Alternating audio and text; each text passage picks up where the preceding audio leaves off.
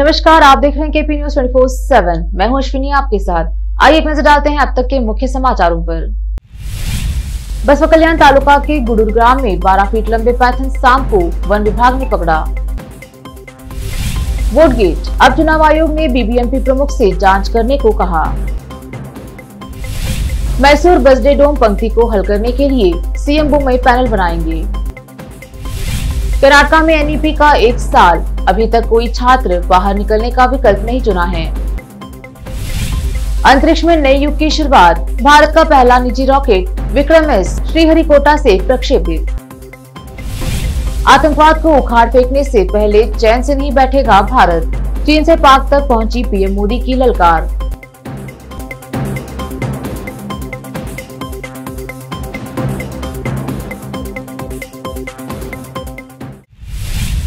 देखते हैं समाचार विस्तार से। पहले देखेंगे स्थानीय समाचार। बीदर जिले के बसवा कल्याण तालुका के गुडूर ग्राम में एक कृषि भूमि में गड्ढे में विशाल पैथन सांप को वन अधिकारियों ने धर दबोचा है। इस क्षेत्र में अफरा तफरी मची हुई है। वहीं इसके वीडियो सोशल मीडिया पर तेजी से वायरल हो रहे हैं। इस संबंध में केपी न्यूज की पड़ताल के तहत न्यूज एडिटर डॉक्टर मसूद से बसवा कल्याण के range forest officer Syed Murtaza Qadri बात करते हुए बताया कि बसवा कल्याण के करीब मंटाल के गुडूर ग्राम में एक खेत में 12 फीट लंबा पैथॉन अपना बिल बनाकर रह रहा था। इसकी सूचना मिलते ही वन विभाग के उपअधिकारी निसार और संतोष कुमार ने स्थल पर पहुंचकर जायजा लिया और अधिकारी निसार और सांप पकड़ने वाला अशोक नामी व्यक्ति ने उसको पकड़कर वन के सुरक्षित स्थान पर छोड़ दिया, जिसकी जानकारी गुप्त रखी जाती है, इसलिए क्षेत्र की शिनाख्त नहीं देंगी। खादरी ने कहा कि ग्राम में पैथन सांप ने किसी को नुकसान नहीं पहुँचाया है। ग्राम में फिलहाल लोग घबराए हुए हैं। हालांकि वन विभाग ने आश्वस्त किया है कि घबराने की बात नहीं है। यह घटना सोशल मीडिया पर अधिक वायरल हो रही है, लेकिन मात्र केपी न्यूज ही आप तक पूरी जानकारी के साथ समाचार दे रहा है। विशेष संवाददाता की रिपोर्ट। बीदर के wisdom group of educational institution ने शहर में यातायात नियंत्रण के लिए जिला पुलिस विभाग को 20 बैरिकेड्स मुहैया कराए हैं। ज्ञान शिक्षा संस्थानों के समूह के अध्यक्ष मोहम्मद आसिफुद्दीन ने कहा कि बैरिकेड्स यातायात को नियंत्रित करने, दुर्घटनाओं से बचने और जनता के बीच यातायात नियमों के प्रति जागरूकता पैदा करने के लिए दिए गए हैं। जिला पुलिस अधीक्षक डेका किशोर बाबू ने शहर में सामाजिक दायित्व के तहत पुलिस विभाग को बैरिकेड्स उपलब्ध कराने वाले wisdom group of educational institution के सचिव मोहम्मद सलाहुद्दीन फरहान का अभिनंदन किया। विशेष संवाददाता की रिपोर्ट। अब समाचार राज्य की। कर्नाटक के मुख्यमंत्री बसवराज बोम्मई के खिलाफ चुनावी धोखाधड़ी के कांग्रेस के आरोपों के बीच भारत के चुनाव आयोग (ईसीआई) ने कहा कि बीबीएमपी के जिला निर्वाचन अधिकारी यानी मुख्य आयुक्त को विस्तृत जांच करने के लिए कहा जा रहा है और कानून का उल्लंघन करने वाली किसी भी संस्था या व्यक्ति के खिलाफ कार्रवाई। एक बयान में मुख्य निर्वाचन अधिकारी मनोज कुमार मीणा ने स्पष्ट किया कि बीबीएमपी डीईओ द्वारा किसी भी गैर लाभकारी संस्था को सर्वेक्षण की अनुमति नहीं दी गई थी। मीणा ने कहा कि चिलुम ट्रस्ट को दी गई अनुमति शिकायत मिलने के तुरंत बाद वापस ले ली गई। मुख्यमंत्री बसवराज बोम्मई ने गुरुवार को कहा कि वह मैसूर में बस शेल्टरों के डिजाइन को देखने के लिए विशेषज्ञों की एक समिति का गठन करेंगे, जिसके परिणाम स्वरूप सांसद प्रताप सिम्हा और विधायक रामदास के बीच वाक युद्ध हुआ है। रामदास ने बुधवार को यहां बोम्मई से मुलाकात की और सिम्हा के खिलाफ शिकायत की। बोम्मई ने कहा, रामदास ने मुझसे मुलाकात की, विशेषज्ञ समिति गठित करने की मांग को लेकर एक लिखित ज्ञापन दिया। मैं इसे मंजूरी के लिए भेज रहा हूँ। दोनों के बीच असहमति क्यों है, इससे अधिक विचार यह जानना है कि क्या करना सही है। राष्ट्रीय शिक्षा नीति एनईपी का एक मुख्य आकर्षण छात्रों के लिए अपने पाठ्यक्रम के कई स्तरों पर बाहर निकलने का विकल्प है। अधिकारियों के अनुसार कर्नाटक में एनईपी के पहले बैच के किसी भी स्नातक छात्र ने अपने पाठ्यक्रम का पहला वर्ष पूरा करने के बाद बाहर निकलने का विकल्प नहीं लिया है। कर्नाटक उच्च शिक्षा में एनईपी को अपनाने वाला पहला राज्य बना है। 4.46 लाख स्नातक छात्र ऐसे थे जिन्होंने 2021-22 शैक्षणिक वर्ष में दाखिला लिया था। वे अब अपने दूसरे वर्ष में हैं। कर्नाटक राज्य उच्च शिक्षा परिषद KSHEC के उपाध्यक्ष बी थिम्मेगौड़ा ने सभी राज्य संचालित विश्वविद्यालयों से संकलित आंकड़ों का हवाला देते हुए कहा कि प्रथम वर्ष के बाद कोई भी छात्र नहीं निकला है। हालांकि KSHEC ने विश्वविद्यालयों को उन छात्रों को अल्पकालिक कौशल प्रशिक्षण प्रदान करने का निर्देश दिया है जो पहले या दूसरे वर्ष के बाद बाहर निकलना चाहते हैं। एक दशक पहले 450 करोड़ रुपए की अनुमानित लागत से निर्मित बेलगावी में सुवर्ण विधान सौधा सफेद हाथी साबित हो रही है, क्योंकि उत्तर कर्नाटक से संबंधित सचिव स्तर के कार्यालयों को स्थानांतरित करने में लगातार सरकारें विफल रही हैं। राजनेता गोदाम जैसी संरचना को गृह मंत्री और अधिकारियों के कक्षों के लिए कोई सुविधा नहीं देते हैं और वरिष्ठ अधिकारियों की बेलगावी में स्थानांतरित करने की अनिच्छा को दोष देते हैं। इसके विपरीत नौकरशाह राजनीति, इच्छा शक्ति की कमी और नौकरशाहों के बेंगलुरु में होने की उम्मीद को दोष देते हैं, क्योंकि सुवर्ण विधान सौधा को कम इस्तेमाल किए जाने के मुख्य कारण है। सुवर्ण विधान सौधा को बनाए रखने के लिए राज्य सरकार सालाना लगभग 5 करोड़ रुपए खर्च करती है। 60,398 वर्ग मीटर विधान सौधा से लगभग 15,000 वर्ग मीटर अधिक के निर्मित क्षेत्र के साथ 4 मंजिला इमारत विधायिका का शीतकालीन सत्र आयोजित करती है। इसमें विधानसभा और परिषद हॉल के साथ 38 मंत्री स्तरीय कक्षा और 14 सम्मेलन कक्ष है। लेते हैं थोड़ा सा ब्रेक, जल्द लौटेंगे ब्रेक के बाद। हिंदुस्तान के हर कोने में हम हैं मौजूद। 24 घंटे हालात पर गहरी नजर, खबरों से जुड़े चुपते सवालात और आपको दिखाता है धार्मिक, सामाजिक, राजनीतिक, लोकल और इंटरनेशनल न्यूज की सबसे बेहतर कवरेज, जो आपको रखती है हर पल बाखबर। देश और दुनिया भर की खबर के लिए देखते रहें KP news 24/7। Noor education trust Bidar की ओर से चलाए जाने वाला Noor MEd and BEd college Bidar, recognized by NCTE Delhi and affiliated to Gulbarga University, Gulbarga. Admission are open for the academic year 2021-22. विशेषज्ञ और सक्षम शिक्षकों द्वारा शिक्षा प्राप्त करने के लिए नूर एमएड एंड बीएड कॉलेज में दाखिला लें और शांत वातावरण में शिक्षा प्राप्त करें। बीदर शहर में बेहतर शिक्षा का एकमात्र केंद्र Noor MEd and BEd college, Shahpur gate, Bidar. Phone numbers 9945283920, 8482221297। दुनिया में शिक्षा का बड़ा महत्व है। जीवन में आगे बढ़ने और सफलता हासिल करने के लिए अच्छी शिक्षा की जरूरत होती है। बीदर शहर में बेहतर शिक्षा का एकमात्र केंद्र है ज्ञान सुधा एजुकेशन सोसाइटी की ओर से चलाए जाने वाला Gyan Sudha degree college for arts, science and commerce, Bidar, जहां पर बीए के साथ साथ UPSC, IAS, IPS, KPSC, KAS और बीकॉम के साथ foundation classes for CA, banking exam training और बीएससी के साथ साथ रिसर्च ओरिएंटेड टीचिंग की सुविधा उपलब्ध है और इन सभी के लिए एडमिशन शुरू हो चुके हैं। सही माहौल में और बेहतर शिक्षकों से शिक्षा व ज्ञान प्राप्त करने के लिए आज ही एडमिशन लें। याद रखें, ज्ञान सुधा एजुकेशन सोसाइटी की ओर से चलाया जाने वाला Gyan Sudha degree college for arts, science and commerce, Bidar. इसके साथ ही Gyan Sudha college of nursing Bidar में भी एडमिशन खुल गए हैं। Shivnagar behind union bank of India, Bidar. Contact number 988800403334। Bidar शहर में वैसे तो कई होटल्स हैं, मगर क्या आपको मालूम है कि बीदर में एक शानदार 3 स्टार होटल भी है? जी हाँ दोस्तों, बीदर में अब 3 स्टार होटल ओपन हो गई है।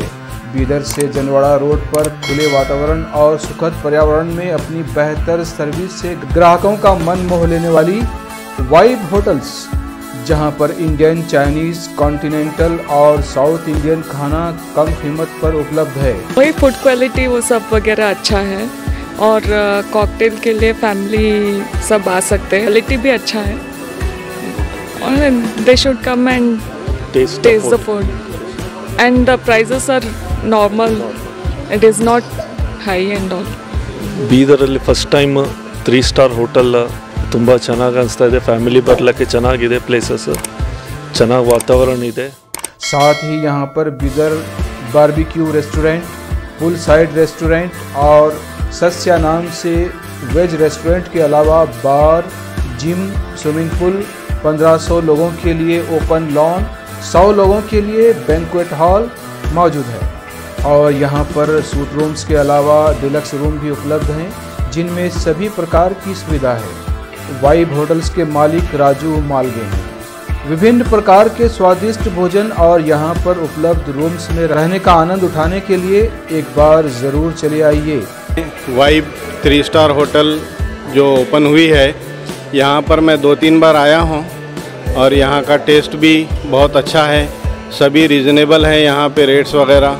याद रखिए, वाइब होटल्स, जहाँ आप एक बार आएंगे तो बार बार आना पसंद करेंगे और यहाँ के स्वादिष्ट भोजन आपका मन मोह लेंगे।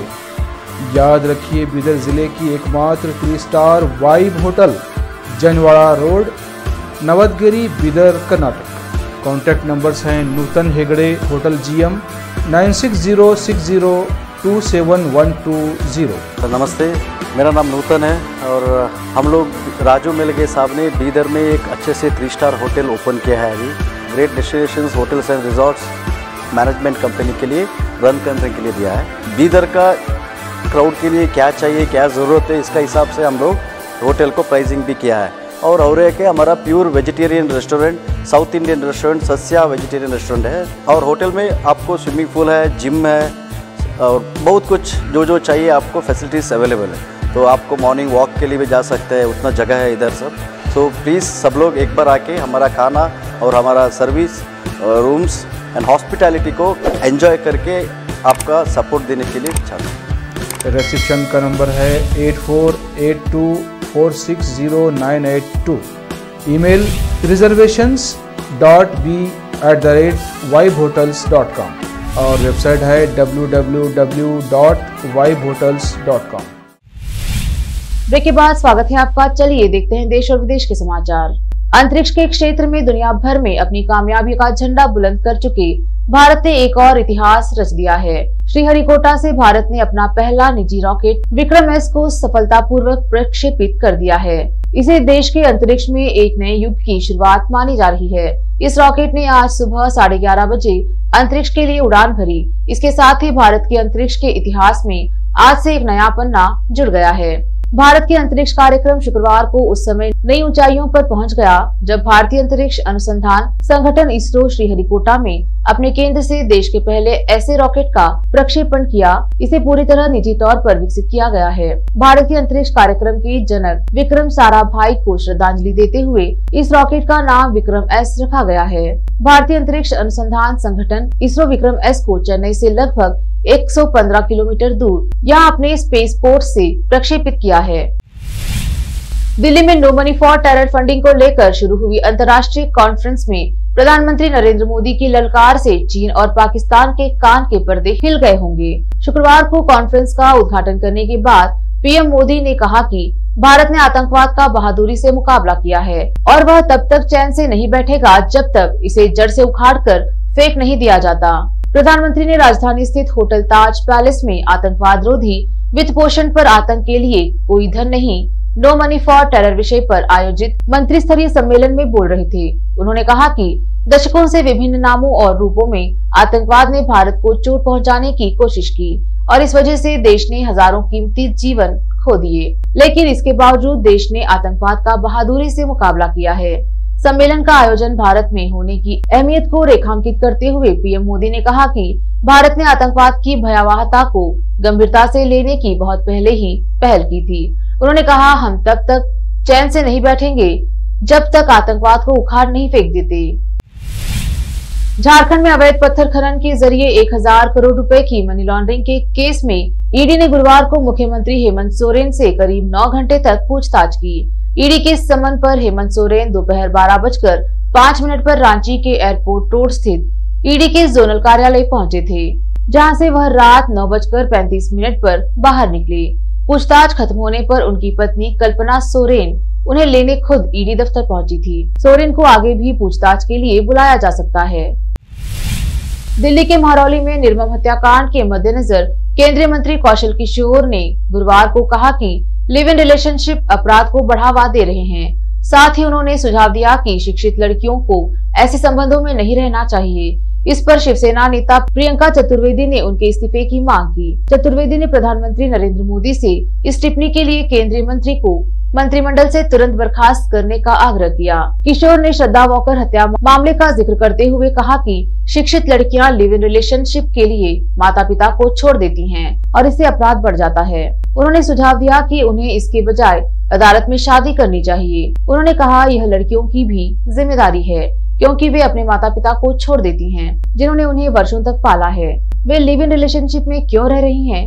यदि उन्हें ऐसा करना ही है तो इसके लिए उचित पंजीकरण कराना चाहिए। अगर माता पिता सार्वजनिक रूप से ऐसे रिश्ते के लिए तैयार नहीं हैं, तो आपको अदालत में शादी करनी चाहिए और फिर एक साथ रहना चाहिए। जम्मू कश्मीर के पूर्व मुख्यमंत्री फारूक अब्दुल्ला ने अपनी पार्टी नेशनल कॉन्फ्रेंस अध्यक्ष के पद से इस्तीफा दे दिया है। पार्टी का नया अध्यक्ष चुनने के लिए 5 दिसंबर को चुनाव होना है। डॉक्टर फारूक अब्दुल्ला ने अपने सहयोगियों को जम्मू कश्मीर नेशनल कॉन्फ्रेंस के अध्यक्ष के रूप में पद छोड़ने के फैसले की जानकारी दी है। पार्टी के वरिष्ठ साथियों की लाख कोशिशों के बावजूद फारूक अब्दुल्ला इस बात पर अड़े रहे कि वे अपने फैसले पर पुनर्विचार नहीं करेंगे। फारूक अब्दुल्ला ने अपने इस्तीफे का ऐलान इतने अचानक किया है कि हर कोई हैरान रह गया। अब नेशनल कॉन्फ्रेंस के महासचिव को पार्टी संविधान के अनुसार पार्टी अध्यक्ष के लिए चुनाव कराने का काम सौंपा गया है। नेशनल कॉन्फ्रेंस अध्यक्ष पद का चुनाव 5 दिसंबर को होना है। तब तक डॉक्टर अब्दुल्ला पार्टी के अध्यक्ष के रूप में बने रहेंगे। श्रीलंका की जल सीमा में मछली पकड़ने के आरोप में श्रीलंकाई नौसेना ने 14 भारतीय मछुआरों को गिरफ्तार किया और एक नौका को जब्त कर लिया। एक आधिकारिक बयान में बृहस्पतिवार को यह जानकारी दी गई। नौसेना ने कहा कि मछुआरों को बुधवार को उत्तरी जाफना जिले में वेटिलेकेरनी तट के पास गिरफ्तार किया गया।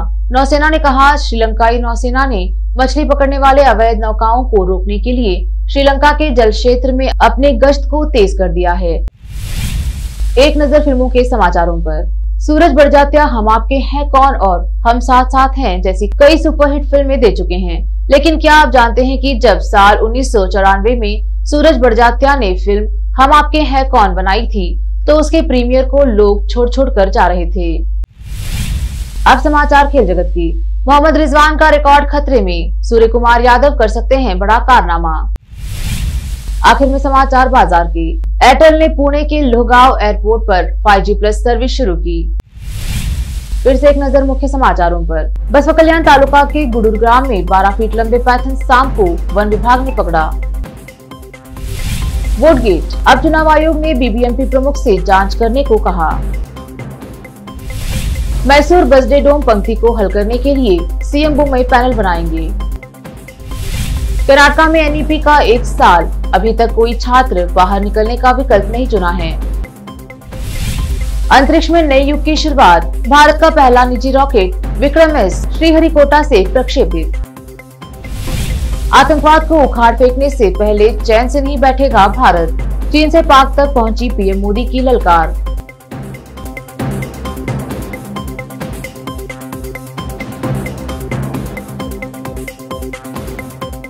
केपी न्यूज के 9 बजे के बुलेटिन में आज इतना ही। देखते रहिए केपी न्यूज 24/7। धन्यवाद।